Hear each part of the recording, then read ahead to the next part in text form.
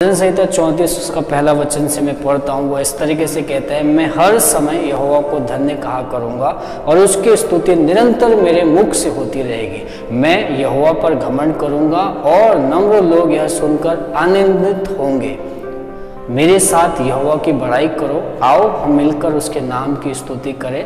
मैं यहोवा के पास गया, तब उसने मेरी सुन ली और मुझे पूरी रीति से निर्भय किया है। यहाँ पर दाऊद आपको और मुझे, हम सबको कह रहा है कि मैं हमेशा हर दम यहोवा को धन्य कहा करूँगा और उसकी स्तुति निरंतर मेरे मुख से होती रहेगी। वो बार बार मुझे और आपको कह रहा है कि मैं हर समय यहोवा को धन्य कहा करूँगा। अगर आप इस भजन का बैकग्राउंड या इतिहास जानते हैं तो ऐसा है कि दाऊद जब गोलियत से विजय हुआ, शाऊल उसके ऊपर नाराज हुआ और उसके पीछे लगा हुआ उसकी जान लेने के लिए। वो उस पर हमला कर चुका है 2-3 बार और दाऊद भाग रहा है अपनी जान बचाकर और वो गत नगर में चला गया। और यहाँ पर फलिस्ती राजा ने उसे पहचान लिया, फलिस्ती लोगों ने पहचान लिया और वहाँ पर दाऊद पागल के समान बन गया, पागल की एक्टिंग करने लगा। तब वहाँ से वो निकला, बचा और फिर अब्दुल्लाम में गया और वहाँ पर बहुत परेशान है। तब उसके पिता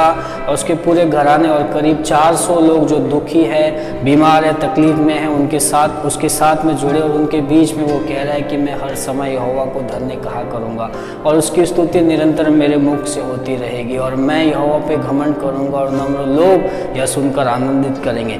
इतनी तकलीफ़ों में होने के बावजूद, इतनी मुश्किल में होने के बावजूद जान लेके बचा के भाग रहा है दाऊद, यहाँ से वहाँ शाऊल से बच के भाग रहा है, फलिस्तियों से बच के भाग रहा है, सबसे बच के भाग रहा है। और उसके बाद में वो उसके मुंह से कह रहा है कि मैं हर समय यहोवा को धन्य कहा करूँगा।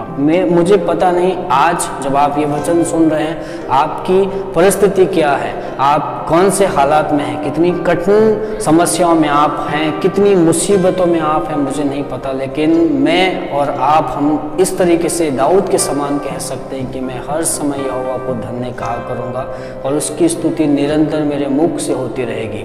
हर समय जिसमें आज का समय आ सकता है, आज शायद दुख का समय है, तकलीफ का समय है। दाऊद सिर्फ खुशी में ही नहीं कह रहा है। कई बार हमारे जीवन में जब हम खुश होते हैं तब हम सोचते हैं कि वो समय बेहतर है, उस समय हम प्रभु की स्तुति करना चाहिए, या हमें कुछ आशीष मिल रही है उस समय में प्रभु की स्तुति करना चाहिए। लोगों का, हमारा, हम सब का इसी तरीके का विश्वास होता है कि जब हमें आशीष मिलता है उस समय हम प्रभु को धन्यवाद करते हैं। लेकिन यहाँ दाऊद इतनी सारी समस्याओं से जूझ रहा है, तकलीफ़ों से जूझ रहा है उसके पास में रहने के लिए। इसके पहले के अगर अध्याय में आप देखते हैं, पहला शामिल उसका 20वां अध्याय, तो वहाँ पर वो एक याजक के पास जाता है और प्रभु के भवन में जो चढ़ाई वो रोटी खाता है और याजक को यही कहता है, याजक को भी वो झूठ कहता है, याजक को भी वो नहीं बताता है कि वो शाऊल से बच के भागा है, लेकिन वो कहता है कि अरे राजा का एक खास काम करने के लिए, झूठ बोल रहा है, बहुत सारी मुसीबतों में है। लेकिन जब वो अपने आपे में आता है, जब उसके साथ में 400 लोग हो जाते हैं, उसके हो जाते हैं और जितने जन दुखी और तकलीफ में उनके सामने वो खड़ा होता है, उनके सामने वो कहता है, उनके सामने वो गीत में कहता है कि मैं हर समय यहोवा को धन्य कहा करूँगा।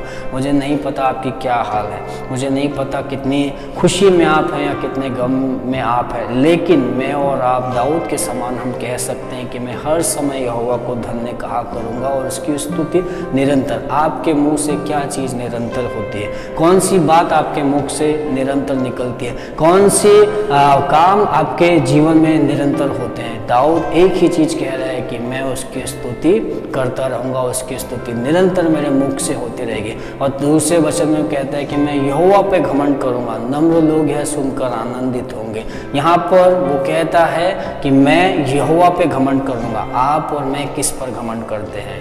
यिर्मयाह उसका 29वां अध्याय और वचन 23 और 24 कहता है कि बुद्धिमान अपनी बुद्धि पर घमंड ना करे, ना वीर अपनी वीरता पर घमंड करते, ना धनी अपने धन पर घमंड करे, परंतु जो घमंड करे वह इस बात पर घमंड करे कि वह यहोवा को जानता है जो पृथ्वी पे करुणा और मेह बरसाता है। मैं और आप किस पर घमंड करते हैं? दाऊद कहता है कि मैं यहोवा पे घमंड करूँगा। आपका और मेरा घमंड का कारण क्या है?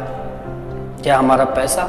क्या हमारी जायदाद, क्या हमारा काम क्या है। दाऊद कहता है कि मैं यहोवा पे घमंड करूंगा। जो यहोवा पे घमंड करते हैं वो जीवन में आशीष पाते हैं। दाऊद कहता है कि मैं यहोवा पर घमंड करूंगा।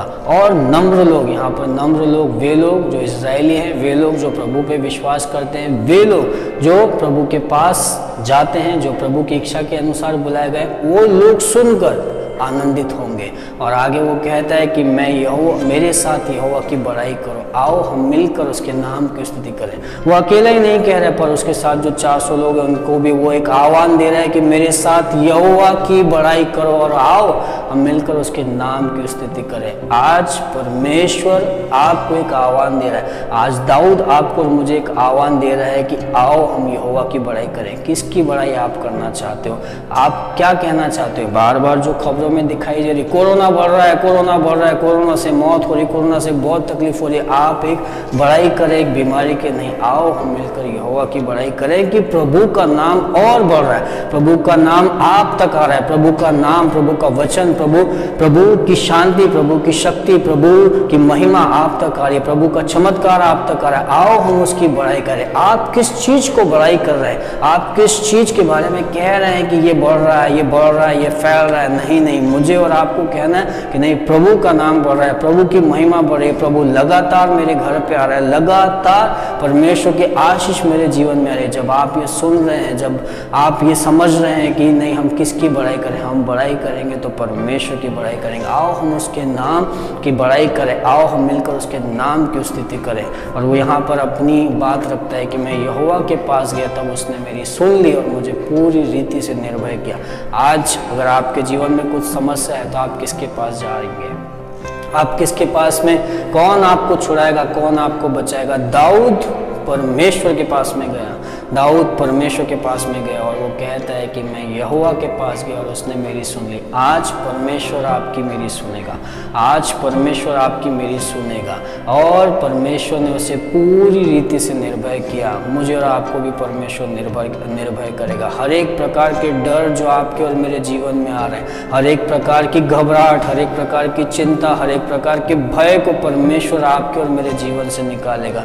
दाऊद के समान मुझे और आपको परमेश्वर के पास जाना है। दाऊद कहता है मैं परमेश्वर के पास गया और उसने मेरी सुन ली। आपकी प्रार्थना परमेश्वर सुनेगा, आपकी प्रार्थना परमेश्वर सुनेगा और उसका उत्तर भी देगा। और यहाँ पर वो कहता है कि मुझे पूरी रीति से निर्भय किया। आज आपको क्या निर्भय करेगा?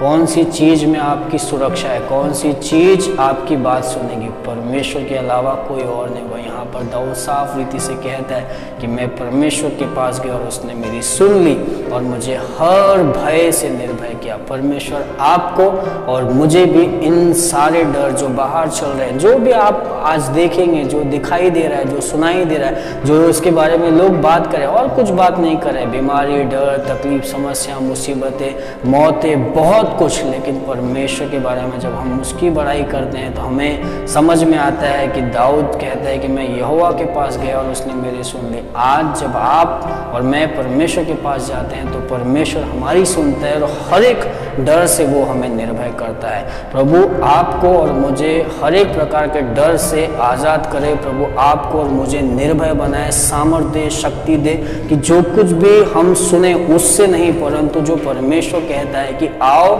हम मिलकर प्रभु के नाम की स्तुति करें और आप और मैं परमेश्वर के पास जाएं, वो हमें बेहतर बनाएगा, वो हमें रक्षा देगा, वो हमारी सुरक्षा है, वो हमें हमारी रक्षा करेगा। प्रभु आप सबको आशीष दे और आपकी और मेरी प्रार्थना को परमेश्वर सुने और हर भय से आपको और मुझे आज़ाद करें। Thank you, God bless you.